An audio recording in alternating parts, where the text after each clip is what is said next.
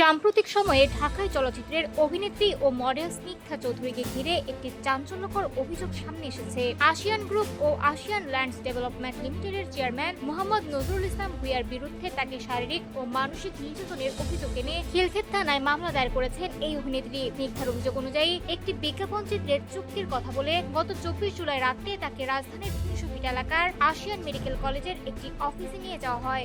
সেখানে প্রবেশের পর পরিস্থিতি অস্বাভাবিক হয়ে ওঠে। তিনি দাবি করেন নজরুল ইসলাম ভূঁইয়া তাকে জেবা তাকিয়া ভেবে বিয়ের জন্য চাপ দেন এবং অস্বীকৃতি জানালে 2 ঘন্টারও বেশি সময় ধরে মারধর, ভয় ভীতি প্রদর্শন ও অমানবিক নির্যাতন চালানো হয়। অভিনেত্রীর ভাষ্য অনুযায়ী তাকে হাত পা বেঁধে রাখা হয়, শরীরের বিভিন্ন স্থানে আঘাত করা হয়, গায়ে গরম কফি ঢেলে দেওয়া হয় এবং পরে নেশা জাতীয় কিছু মিশিয়ে কফি পান করানো হয়। একই ঘটনায় তার সঙ্গে থাকা মডেল কোঅর্ডিনেটর ইমনকেও নির্যাতনের অভিযোগ উঠেছে, এমনকি তার পায়ের নখ খুলে ফেলার অভিযোগও করা হয়েছে। স্নিগ্ধা আরো দাবি করেন পর্যায়ে সুযোগ বুঝিয়ে তিনি ঘটনাস্থল থেকে পালিয়ে পাশের সড়কে এসে একটি অটোরিকশায় উঠে প্রাণে রক্ষা পান। পরে পরিবারের সদস্যরা তাকে গুরুতর আহত অবস্থায় উদ্ধার করেন। এদিকে অনুসন্ধানে ঘটনাস্থলের নিরাপত্তা ব্যবস্থা, অভিনেত্রীর উবার বুকিং এর তথ্য এবং মোবাইল ফোনের লোকেশন সহ কয়েকটি তথ্য অভিযোগের সঙ্গে সামঞ্জস্যপূর্ণ বলে দাবি করা হয়েছে। অন্যদিকে অভিযুক্ত নজরুল ইসলাম ভূঁইয়া সব অভিযোগ অস্বীকার করেছেন। তার দাবি অভিযোগগুলো সম্পূর্ণ মিথ্যা। তবে তিনি স্বীকার করেন কয়েক বছর আগে স্নিগ্ধাকে চিনতেন। পরে বিষয়টি নিয়ে আর কোনো মন্তব্য না করে পরদিন দেখা করার কথা বলে ফোন কেটে দেন। এই ঘটনায় এখন আইন শৃঙ্খলা বাহিনীর তদন্ত শুরু হয়েছে।